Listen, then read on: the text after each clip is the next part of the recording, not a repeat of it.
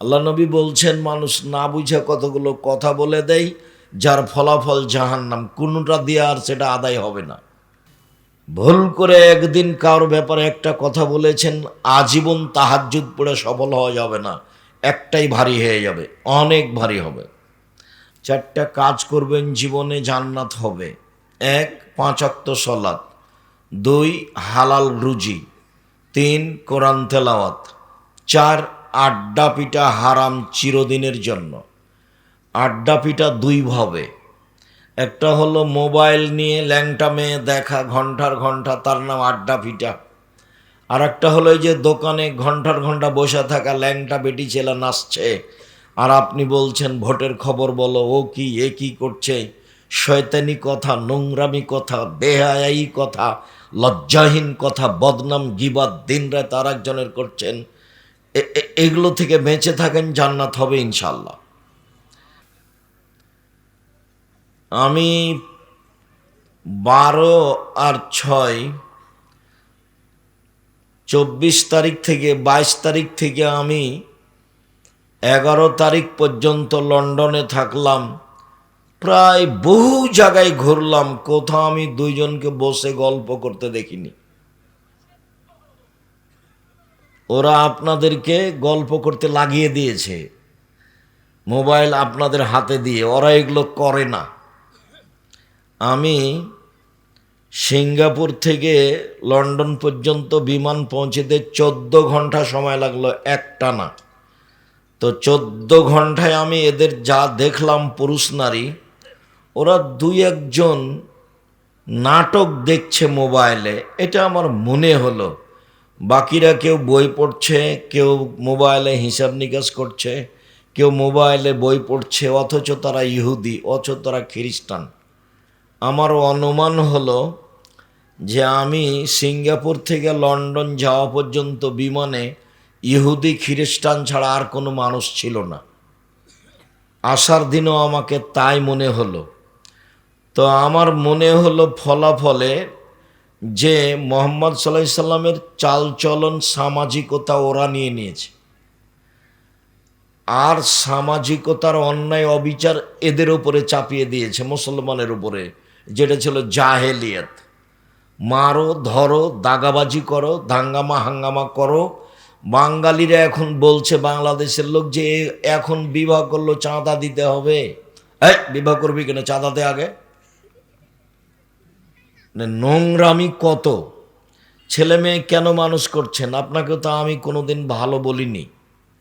আপনাকে দেখলে আমাকে খারাপ লাগে যখন আপনি বলে না রাস্তাঘাটে আহাল পরিবারের সামনে, ছেলেটা আমার খুব মেধাবী, গোল্ডেন পেয়েছে, ছেলে আমার খুব ভালো রেজাল্ট করেছে, ছেলে আমার বুয়েটে রুয়েটে পড়ে, বড় ডাক্তার করব, বড় ইঞ্জিনিয়ার করব। ভালো, বড় ডাক্তার ওই সব কোম্পানির ওষুধ লিখে যে কোম্পানি তাকে টাকা দিয়েছে। তা আপনি ওকে মানুষ করলেন কেন? ও তো পশু, ও তো গরু ছাগল। বুঝেও বুঝে না ওরা, অন্তর আছে বুঝে না, দেখেও দেখে না ওরা, চক্ষু আছে দেখে না, শোনেও শোনে না ওরা, কান আছে শোনে না।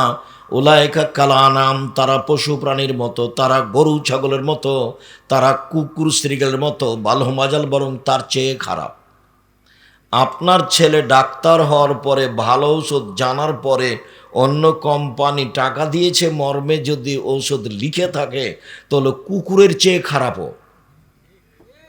ওকে কেন মানুষ করেছেন? ওকে কেন মানুষ করেছেন? কে বলল ও মেধাবী? জাতির কি করতে পারে? প্রত্যেক দিন বাংলাদেশে সকালে উঠে বাংলাদেশের ছেলে মেয়ে বলছে, ও কালিমা তোমার আকাশ, ও কালিমা তোমারা বাতাস। আপনার ছেলেও বলছে। ওকে মানুষ করেছেন কেন? পশু প্রাণী করে। কালকে জাতির সামনে বলবে। ঠাকুর আবার কে? ঠাকুরের গান আমি মুসলিম, আমার মুখে কেন? আমি মুসলিম চির রণবীর, মরণকে করি না ভয়, মরলে শহীদ, বাঁচলে গাজী আবু ভাই আমার সমান। ঠাকুরের গান বন্ধ করতে হবে। ঠাকুর বাঙালিদের শত্রু, ঠাকুর ঢাকা বিশ্ববিদ্যালয়ের শত্রু, ঠাকুর মুসলমানের শত্রু। ঠাকুর যেদিন, মুসলমান যেদিন ভারত, বাংলাদেশ, পাকিস্তানে ইংরেজদের হাতে লজ্জিত, অপমানিত, লাঞ্ছিত, জেল হাজতে, সেদিন ঠাকুর লন্ডনে মুচ পাকায়। সেই ঠাকুরের গান আমার ছেলে বলে, আমি এই জন্য ছেলে মানুষ করেছি, আমার ছেলে ঠাকুরের গান বন্ধ করবে, এদেশের চাঁদাবাজির লুটতরাজ অরাজকতা অন্যায় অবিচার রাহাজানি বন্ধ করবে, সেই জন্য আমি ছেলে মানুষ করেছি, তার নাম মেধা ভালো। কি দেখাতে চান আপনি? দিনরাত বলেন স্বামী স্ত্রী, মানুষের সামনে গল্প করেন, এর সামনে গল্প করেন, ওর সামনে গল্প করেন, মেয়ে আমার মাস্টার ডির পাস, মেয়ে আমার বড় ডাক্তার, মেয়েরা আমার অমুক জায়গাতে পড়ে, ঢাকা বিশ্ববিদ্যালয় পড়ে, অমুক। কি বলতে চান আপনি? কি দেখান? আমি আপনাকে আপনার ছেলে মেয়েকে পশু প্রাণী প্রমাণ করতে না পারলে সালাম দিয়ে নেমে চলে যাব। 30 বছর থেকে বলছি, জাতির কল্যাণের জন্য ছেলে মানুষ করেন। দাগাবাজ কেন, দকাবাজ কেন, শয়তান কেন, চাঁদাবাজ কেন? চাঁদা দিয়ে উঠে বা কেন? কেন চাঁদাবাজি করবে? ভিক্ষা করে খাবে। জয়পুরহাট বাড়ি, ভিক্ষা করতে হবে কেন? এক জমিতে 3 বার চাষ হয়, ভিক্ষা করবে কেন? দাগাবাজি করবে কেন? ধোকাবাজি করবে কেন? হাই ছেলে, আর একজনের পিছু ঘুরে বেড়াও কেন বেটা? আর একজনের পিছনে ঘুরে বেড়াও কেন? কেন ওভাবে বলতে থাকো? মুখের চরিত্র ফুলের মতো পবিত্র, বেটা জানো ওর চরিত্র তো শয়তান। কি করে বুঝলে তুমি ফুলের মতো চরিত্র? তো আর একজনকে মায়ের রেখে যাই। তোমাদের নেতার বয়স ছিল 45, কত ঘন্টা? 45 মিনিট। জুলুম দেখো না কাকে বলে? ফেরাউনের সময় ছিল 3-4 মিনিট। এই মরলো, এ ডুবলো, এ ডুবলো, তারপর নেই।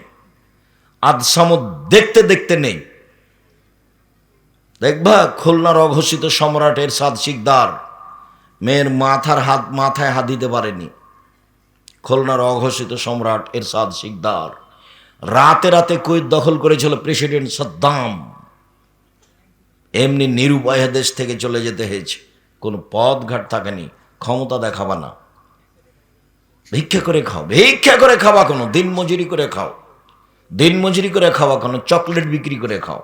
আমি চকলেট বিক্রি করে খেতে বলিনি। আমি যখন বলেছি চকলেট বিক্রি করে খাও, তখন বলেছি যে লোন নিয়ে ব্যবসা করো না, কম পয়সা দিয়ে ব্যবসা করো,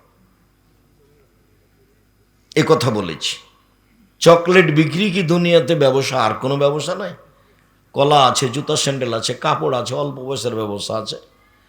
যখন আল্লাহ রসুল পয়সা উপার্জনের কথা বললেন, তখন বললেন 1 দিন মজুরি, 2 চাকরি, 25 দিনে টাকা শেষ হবে। আর দিন মজুরি মানে সন্ধ্যায় টাকা শেষ হবে। 3 জমি চাষ, মানে সমান সমান না হয় লস। 4 ব্যবসা। তখন আল্লাহ রসুল বললেন, এই শোনো, সত্যবাদী ব্যবসায়ীরা, বিশ্বস্ত ব্যবসায়ীরা নবীদের সাথে জান্নাতে থাকবেন। তখন তিনি বললেন না যে যারা জাপান থেকে মাল নিয়ে এসে চট্টগ্রামে নামায় ইনপোর্টে ব্যবসা করে তারা নবীদের সাথে থাকবে, কথা বলেননি।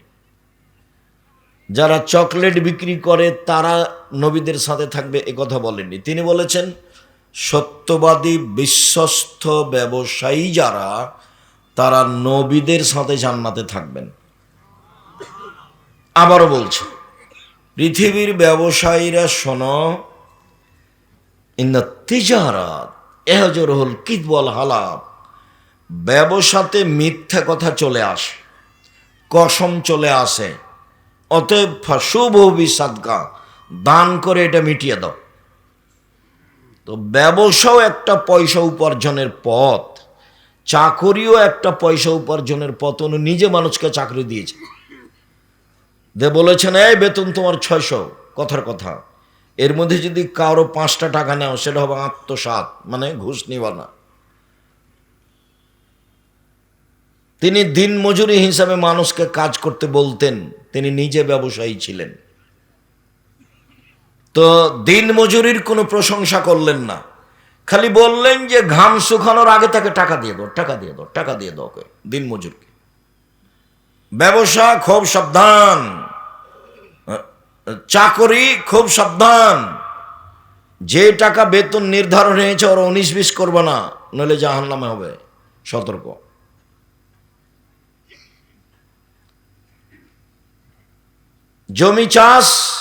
জমি চাষ করো কেন? ওতে অন্তর শক্ত হয়ে যায়। এসব জিনিস কঠিন জিনিস, গরু ছাগলের পিছনে থাকতে হয়, ভীরু হয়ে যায়, নিন্দা করছে। ব্যবসা, এই সত্যবাদী ব্যবসায়ীরা শোনো, বিচারের মাঠে নবীদের সাথে থাকতে বাবা, ইব্রাহিমের সাথে থাকার সুযোগ হবে সত্যবাদী। আমি বলিনি এই কথা মোহাম্মদ সাল্লাল্লাহু আলাইহি সাল্লাম বলেছে। অথচ উপার্জনের পথ চারটে: এক, দিনমজুরি; দুই, চাকরি; তিন, জমি চাষ; চার, ব্যবসা। ব্যবসা করে খান, দাগাবাজি করেন কেন? চাঁদাবাজি করেন কেন? আপনার ছেলে চাঁদাবাজি করে কেন?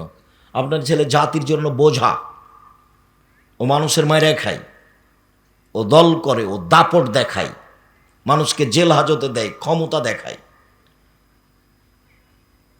ওটা করে কেন আপনার ছেলে? ওকে এই জন্য মানুষ করেছেন? ও কি পড়েছে ছাই? পশু প্রাণীর মতো দুনিয়াতে মানুষের প্রতি সাদা অন্যায় করে বেড়াই। বলছিলাম, সম্মানিত দিনী ভাই বোন, দান শক্তিশালী ইবাদত, এর পরেও যদি সলাৎ কবুল না হয় তাহলে তার দান বাতিল বলে গণ্য হবে। ইবাদতের জগতে ভিন্ন ধরনের বিরল ইবাদত সলাৎ। অজু করে সলাৎ আদায় করতে হয়, পানি নেই, তায়াম্মুম করে করতে হবে, মাটি নেই, অজু তায়াম্মুম ছাড়াই সলাৎ আদায় করতে হবে। কেবলার দিকে মুখ করে সলাৎ আদায় করতে হয়, কেবলা বোঝা যায় না, এমনিতেই পড়তে হবে। দাঁড়িয়ে সলাৎ আদায় করতে হয়, দাঁড়িয়ে থাকা যায় না, বসে থেকে করতে হবে। বসে থাকা যায় না, শুয়ে থেকে করতে হবে। পরিষ্কার কাপড় পরে সলাৎ আদায় করতে হয়, পরিষ্কার নেই, যেই কাপড়ে পেশাব পায়খানা লেগে আছে সেই কাপড় পরেই সলাৎ আদায় করতে হবে। পরিষ্কার অপরিষ্কার কোনো কাপড়ই নাই, উলঙ্গ হয়ে আছেন পুরুষ নারী, কাপড় ছাড়াই আছে, নামাজের টাইম হয়ে গেছে, এই সময়তেই তাকে নামাজ পড়তে হবে, পড়তেই হবে। পৃথিবীর এক ভিন্ন ধরনের ব্যতিক্রম ইবাদত, মানুষের সাথে আপোষ করে না, মানুষের রোগ ব্যাধি বুঝে না। মানুষ পানিতে আছে না, আকাশে আছে না, গাড়িতে উঠে আছে, শিকল ধরে আছে, ঠেলে ঠেল মানে না, দাঁড়িয়ে আছে, সলাতের টাইম হয়ে গেছে, এইভাবেই পড়তে হবে।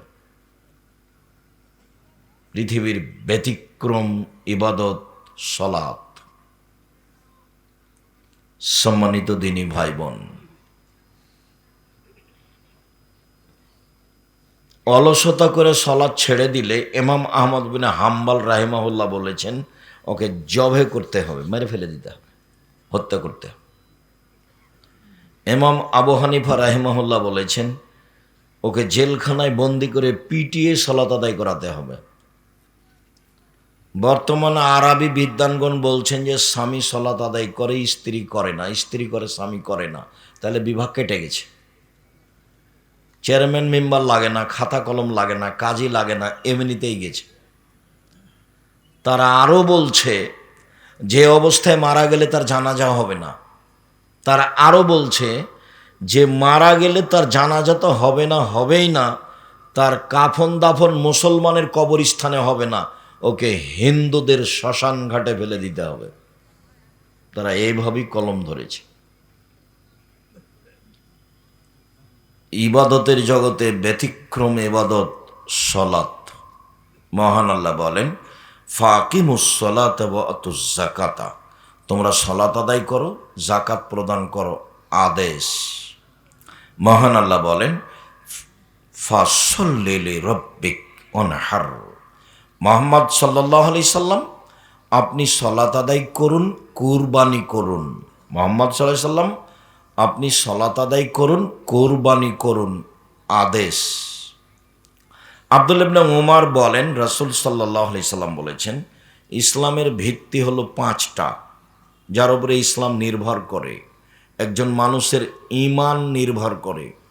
এক, আমি সাক্ষ্য দিচ্ছি এ বলে যে আল্লাহ ছাড়া কোনো মাবুদ নেই, মানে শিরক করা হবে না, মানে জন্ম দিবস, মৃত্যু দিবস, মা দিবস, বাপ দিবস, পায়খানা দিবস কোনোটাই গ্রহণ করা হবে না, সব বাতিল। আমি সাক্ষ্য দিচ্ছি আল্লাহ ছাড়া কোনো মাবুদ নেই, মানে শিরক বাতিল, চিরদিনের জন্য শিরক বিদায় নিয়েছে। কোনো জায়গাতে শিরক করা হবে না, সব বাতিল। আমি সাক্ষ্য দিচ্ছি আল্লাহ ছাড়া কোনো মাবুদ নেই। 2, আমি সাক্ষ্য দিচ্ছি মোহাম্মদ আল্লাহর রাসূল। মানে বিদাত চিরদিনের জন্য বন্ধ, বিদাত করা যাবে না। যেটুকু ইবাদত করবেন সেটুকু আগে প্রমাণ হতে হবে রাসূল করেছেন কিনা। যদি না হয় বিদাত করেন, খুব ইবাদত করলেন, রাসূলের জন্মদিবস এমন পালন করলেন, ট্রাকে উঠে সিগারেট মুখে দিয়ে দাড়ি চেঁচে, যদি প্রমাণ করতে না পারেন তো চাঁপাই নবমজের ভাষাতে আমও গেল, ছালাও গেল, কাঁদতে কাঁদতে চোখও গেল। বিদাত করলে রাসূলকে অপমান করা হয়, শিরক করলে আল্লাহকে অপমান করা হয়। বিদাত করলে ইবাদত কবুল হয় না, শিরক করলে ইবাদত বাতিল হয়। 2টা পাপের নিজস্ব ক্ষমতা আছে। আমি সাক্ষ্য দিচ্ছি আল্লাহ ছাড়া কোনো মাবুদ নাই, মানে আমি শিরক করব না। আমি সাক্ষ্য দিচ্ছি মোহাম্মদ আল্লাহর রাসূল, মানে আমি বিদাত করব না। যাহাই করিব তাহাই রাসূলের পদ্ধতিতে করিব। 1, 2, একামি সলাত আদায় করতে হবে। 3, ইতাই জাকাত দিতে হবে। 4, অসবে রমজান মাসের সিয়াম পালন করতে হবে। 5, আল হজ মানিস্তাতে ইলাইহি সাবিলা, সম্ভব হলে হজ করতে হবে। 5টা ফরজ বিধান, তার 2 নম্বর হচ্ছে সলাত, আর 1 নম্বর হচ্ছে সাক্ষী। সাক্ষী নেই যার, বিচার আচার নেই তার, সাক্ষী নেই যার, দাড়ি পাল্লা নেই তার, হিন্দুদের পাপ নেকি ওজন হবে না, কেন? তার সাক্ষী নেই, তার নেকি নেই। ইহুদিদের পাপ নেকি ওজন হবে না, কেন? তার সাক্ষী নেই, তার নেকি নেই। খ্রিস্টানের পাপ নেকি ওজন হবে না, কেন? তার সাক্ষী নেই। আমি সাক্ষ্য দিচ্ছি আল্লাহ ছাড়া কোনো মাবুদ নেই, আমি সাক্ষ্য দিচ্ছি মোহাম্মদ আল্লাহর রাসূল। এইটা না থাকার কারণে তাদের কোনো নেকি নেই, পাপ নেকি ওজন হবে না। শিয়াদের হবে না, কাদিয়ানীদের হবে না। যারা আকীদায় মার খেয়ে গেছে তাদের পাপ নেকি বিচারের মাঠে ওজন হবে না, ওরা গেছে। আর পাপ নেকি ওজন হওয়ার জন্য 2টা পাল্লা লাগে, নইলে ওজন হবে না। আপনাদের পাশে গাইবান্ধা আপনারা খুব ভালো বুঝেন, সকালবেলাতে বাং ঘাড়ে করে দিয়ে গেছে, তার 2টা আছে ডালি 2 দিকে। তো এখন বিকেলবেলাতে বাচ্চা একটা ওর গেছে মাঠে, তো বাচ্চাটাকে নিয়ে আসবে, তখন কি করেছে, বাচ্চাটাকে একটা ডালিতে দিয়েছে আর একটা ডালিতে মাটি চাপালছে, দিয়ে কাঁধে করে নিয়ে আসছে, নাহলে সমতা থাকবে না। যে বোঝা যায় কোথায়?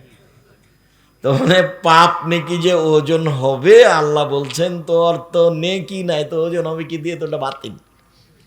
আল্লাহকে জাহান্নামে দিবে কিভাবে? তখন আল্লাহ বলছেন ফাইউ খাজবিন নওয়াসিবুল আকদাম, তার মুখের সামনে দিক পা ধরে তাকে জাহান্নামে নিক্ষেপ করা হবে, ওজন নেই। তাহলে নকুমুল্লাহুম ইয়াউমাল কিয়ামাতে ওয়াজনা, ওদের আমি পাপ নেকি ওজন করব না। শুনুন, সালাত ফরজ বিধান, যে কোনো মূল্যে মানতে হবে, মানতেই হবে। কেউ যদি জেনে শুনে সালাত আদায় না করে, এতক্ষণ বলছিলাম সালাত আদায় করতেই হবে। কেউ যদি জেনে শুনে সালাত আদায় না করে, তার ব্যাপারে রাসূল সাল্লাল্লাহু আলাইহি ওয়াসাল্লাম বলেন বেনাল আবদে ওয়া বেনাল কুরফে তারকুস সালাহ, মুসলমান এবং কাফের মধ্যে পার্থক্য হচ্ছে সালাত ছেড়ে দেওয়া। যে সালাত আদায় করে সে মুসলমান, যে করে না সে কাফের। রাসূল সাল্লাল্লাহু আলাইহি ওয়াসাল্লাম বলেন মান তারাকা সালাতা মুতাআম্মিদান ফাকাদ কাফারা, কেউ যদি ইচ্ছাকৃত সালাত ছেড়ে দেয় তাহলে কাফের হয়ে গেল।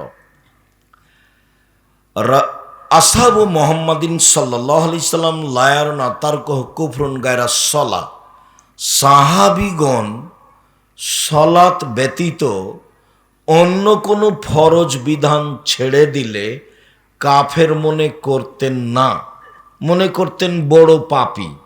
জাকাত ছেড়ে দিয়েছে, বড় পাপী, কখন দিবে? দিবে দিবে দেখ। হজ যায় না কেন? টাকা আছে যায় না কেন? জমি আছে, জায়গা আছে, জপুরের বাড়ি, অনেক শস্য আদি হয়, দেরি করছে কেন? তো পাপী, ও কাফের হয়নি। সাহাবীগণ যে কোনো বড় বিধান ছেড়ে দিলে কাফের মনে করতেন না। তবে সলাৎ ছেড়ে দিলে সাহাবীগণ তাকে কাফের মনে করতেন। এই কারণেই ইমাম আহমদ ইবনে হাম্বল রাহিমাহুল্লাহ তাকে হত্যা করতে হবে বলে ঘোষণা দিয়েছেন। চলেন, সংক্ষিপ্ত বুঝলাম সালাত আদায় করতেই হবে, তারপরে বুঝলাম সালাত আদায় করে না যে সে কাফের, তারপরে বুঝি সালাত আদায় করে কিন্তু রাসূলের পদ্ধতিতে করে না, তখন কি হবে? চলেন দেখি। আল্লাহ তাআলা বলেন, ফাওয়াইলুল লিল মুসাল্লিন আল্লাযীনা হুম আন সালাতিহিম সাহুন। যারা অমনোযোগ সহকারে সালাত আদায় করে এমনিতে দাঁড়ায় যায় আসে, ভালোবাসা নেই, আর না হলে নিয়ম নেই, পদ্ধতি নেই, হোমসি খেলি করে, এরা ওয়াইল নামক জাহান্নামে যাবে নিশ্চিত। এরা জাহান্নামী, আল্লাহ বলছে। সালাত আদায় করেও জাহান্নামে যাবে, আল্লাহ বলছে।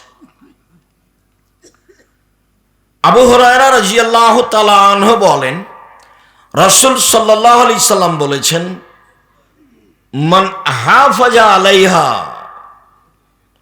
তাকুনু লাহু ইয়ামাল কিয়ামা নূরান ওয়া বুরহানান নাজাতান ইয়ামাল কিয়ামা। কে যদি ঠিকঠাক সালাত আদায় করে, নিয়ম মাফিক করে, সময় মতো করে, তাহলে এই সালাত তার জন্য বিচারের মাঠে আলো হবে, দলিল হবে, বাঁচার মাধ্যম হবে। আল্লাহ ইহাফেজ আলাইহা, আর যে ব্যক্তি করবে না, নিয়ম মতো করবে না, রুকু সিজদা ঠিক মতো করবে না, ইন্নাহু ইয়াউমাল কিয়ামা মা ফিরআউন হামান ও উবাই ইবনে খালফ, ও বিচারের মাঠে ফেরাউনের সাথে থাকবে। নাউজুবিল্লাহি মিন জালিক। পৃথিবীতে সবচেয়ে বড় বদ মানুষ ফেরাউন। এত বড় বদ মানুষ পৃথিবীর ইতিহাসে কেউ জন্ম নেয়নি। অনেকে আল্লাহ দাবি করেছে, কিন্তু এরটা ভিন্ন ধরনের। এর দাবিগুলো আল্লাহ কোরআন মাজিদে উল্লেখ করেছে। এ একবার বলছে, মুসা লাইনিত্তাখাস্তা ইলাহান গায়রি লাজালান্নাকা মিনাল মাসজুনিন। মুসা, তুমি আমাকে বাদ দিয়ে কাউকে যদি আল্লাহ বলে দাবি করো, তাহলে তোমাকে আমি জেলখানায় বন্দি করে দেব মুসা।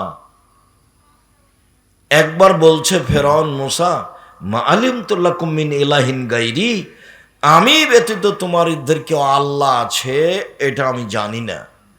একদা ফেরাউন বলছে, আনা রব্বুকুমুল আলা, আমি হচ্ছে তোমাদের সবচেয়ে বড় প্রতিপালক, সবচেয়ে বড় আল্লাহ। এগুলো ফেরাউনের বক্তব্য। আমি যখন মিশরে ফেরাউনের লাশের পাশ দিয়ে ঘুরছিলাম, তখন বলছিলাম, তুমি কি সে ফেরাউন যে বলছিল যে আমি আল্লাহ? আসলেই কি তুমি? আল্লাহ ভালো জানে। কতদিন সাগরে থাকলো, কে উঠালো, তারপর এখানে নিয়ে আসলো, হতেও পারে। আল্লাহ বলেছেন, আলিয়াউমা নুনাজ্জিকা বিবাদানিকা লিতাকুনা লিমান খালফাকা আয়া। ফেরাউন, তোমার লাশটা আমি চিরদিনের জন্য রেখে দিলাম। কিয়ামত পর্যন্ত তোমার লাশ মাটিতে খাবে না, পানিতে খাবে না, কোনো জীবজন্তু খাবে না, পোকা খাবে না। কিয়ামত পর্যন্ত তার লাশ থেকে যাবে। এ কথা আল্লাহ তাআলা বলেন। তথা আল্লাহ বলেন, তাকে দেখে মানুষ নিদর্শন উপদেশ গ্রহণ করবে।